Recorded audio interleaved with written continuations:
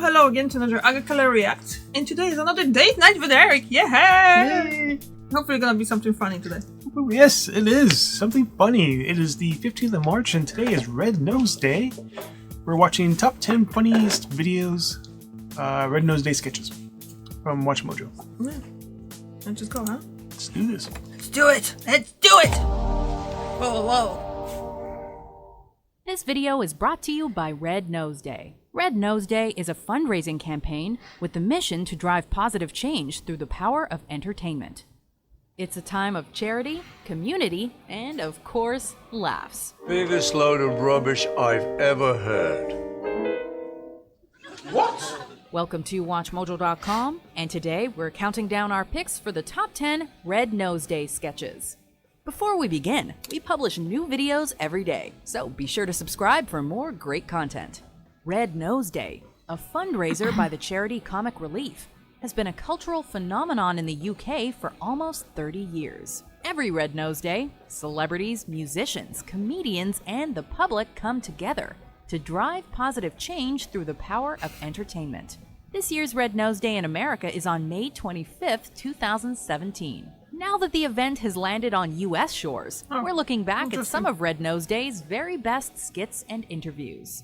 Comic Relief reminds us that we can't leave charity up to knobs like Sting. It's up to all of us to be knobs together. Number 10, Graham Norton meets Borat. Jak się macie, Grahams? I like you, I like sex. Norton is easily one of the most looks younger. prolific talk show That was hosts easy. around, Jeez. but even he has a hard time keeping Borat in check. What starts out as a fairly innocent interview about Kazakhstan's own telethon quickly turns sour, as Borat begins giving way more information than we ever needed to hear. She gave me relief, not comic, but hand. Somehow in the short span of this call, the subjects of human zoos, slavery, and Borat's encounter with a prostitute pop up. What's more, it seems that his idea of donations isn't quite what Graham had in mind. Yes, a glorious Republic of Kazakhstan will tonight be make donation of our three most precious natural resources: potassium, apples, and human pubis. Number 9, Daniel Craig in Love. Daniel, normal straw or crazy straw? Crazy. They say that love is blind, but Daniel must be deaf and dumb too. When Elaine Figgis, played by Catherine Tate, connects with a certain Bond Boy 68 on an internet chat room, the two are thrust into a whirlwind romance. Don't get me wrong, he's a lovely chap, but he's no John Nettles. Oddly enough though, she has no idea who he is, and has more than a few complaints about him. Regardless, poor Daniel is head over heels for the repulsive lady, but his efforts are all for naught, and the two inevitably fall apart. Has he gone?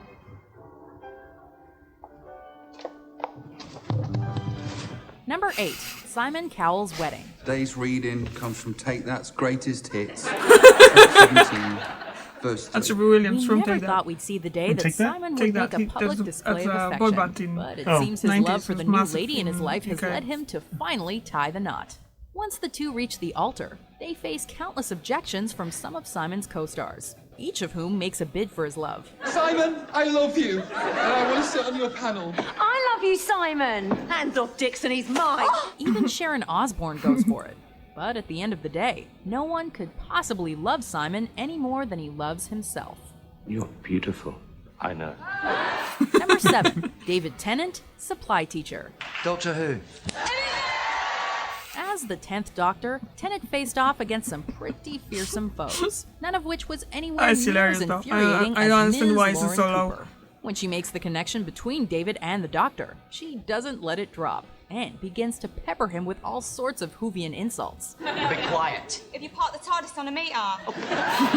Can we please get back to Shakespeare? But despite her constant disruption of the class, she does end up learning one very important lesson. You don't mess with the Doctor.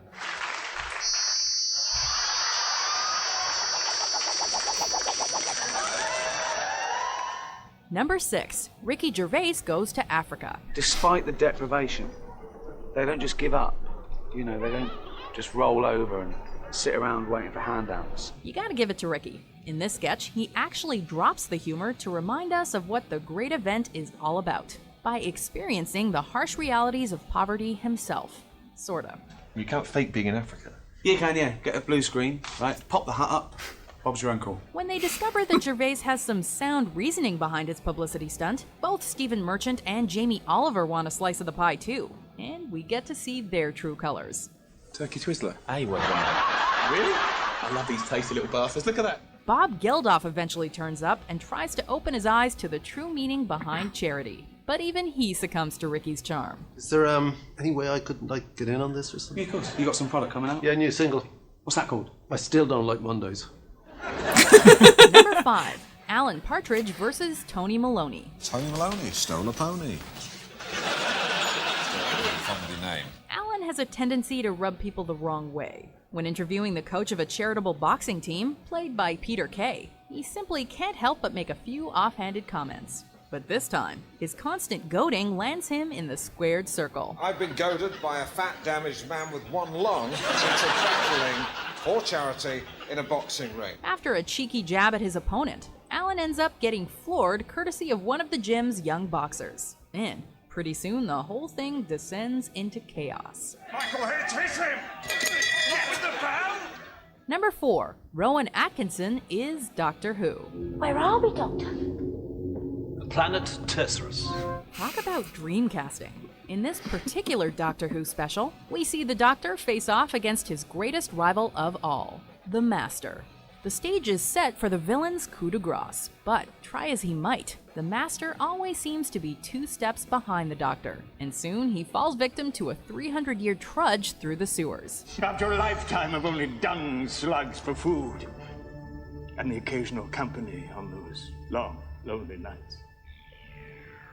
After the debacle, the Doctor goes through a series of regenerations that see him portrayed as Richard E. Grant, Hugh Grant, and Joanna Lumley. Tell me, why do they call you the Master? I'll explain later. Number 3. Ali G interviews Posh and Bex. Had you already seen a picture of her and knocked one out? As we've already seen, Sacha Baron Cohen is a man with very few boundaries. When we heard that Ali G would be interviewing the super couple of David and Victoria Beckham, we had some idea where things would go, and this certainly did not disappoint. In an ideal world, wouldn't you rather be with Baby? Even though the two are their typical stoic selves, Ali G's You have no depraved idea what he's talking questions about, huh? somehow managed to break Victoria them. Beckham was a Posh Spice, begin and to he's talking loosen up. about who did you be with the There baby, is as an in Emma insult Bunton in from Spice song Girls. that She they had the sing baby. about She was a you. baby in Spice. As you heard Oh. it, what is the All of word? them had nicknames. So. They say Posh Spice. That you take it up the arse. That's what they say.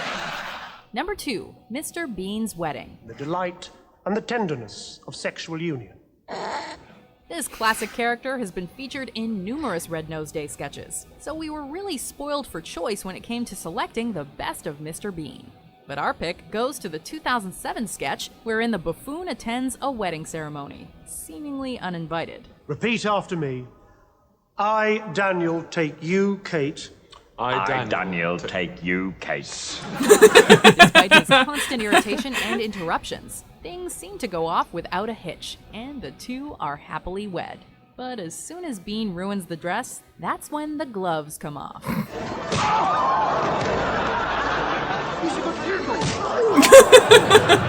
Number 1. Coldplay does Game of Thrones. There are Starks and there are Lannisters and Kardashians and Targaryens, idiot. And Targaryens. When Coldplay lead singer Chris Martin plans a musical of Game of Thrones, we see a veritable who's who of the series' biggest stars performing some powerful and personal ballads. Wow, Lynn, you make my heart sing. Everyone from Emilia Clarke to Kit Harington joins in on the fun, regardless of their singing abilities. And if you feel the love, then you can call me Khaleesi. Rastafarian Targaryen, an incestuous serenade to Cersei Lannister, a multi-genre ode to the Red Wedding. Keep that wedding cake in the fridge. You didn't pay me back for using the bridge. I'm afraid this wedding won't be wise. We gotta hand it to Coldplay. They might be geniuses after all. It's just a shame old George Martin had to go and axe the whole thing. He's gonna go absolutely crazy. And Chris was right.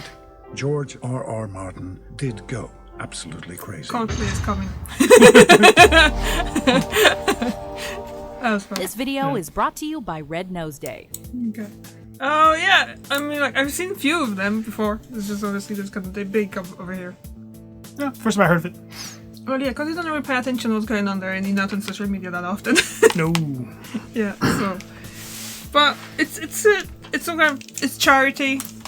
It started years ago, and they're doing that every year. It's like comedic relief. That's literally what it's called. So yeah. Rednoseday.org. So it'll be coming out this year on the 15th, I think. Oh, cool. So, what was your favorite one? Although we should watch the whole thing. It's not just like pieces of it. Yeah. Game of Thrones is kind of creepy, not creepy, like, and like what? Funny. I don't know. I can't remember the word now for it. Not creepy. I don't know. It's just weird. When I watched it, because that was when I was watching Game of Thrones. I was a big fan of it. Yeah. So it was kind of like cringy. That's what I was looking for. Bit cringy but funny at the same time. Man. I think that's all for me. Yeah. Nothing from Eric. Nothing for me. Yeah. It's funny. I gotta see it when it comes out this year. Thank you very much for watching. I'll see you tomorrow and see you Eric next week. Bye. Bye.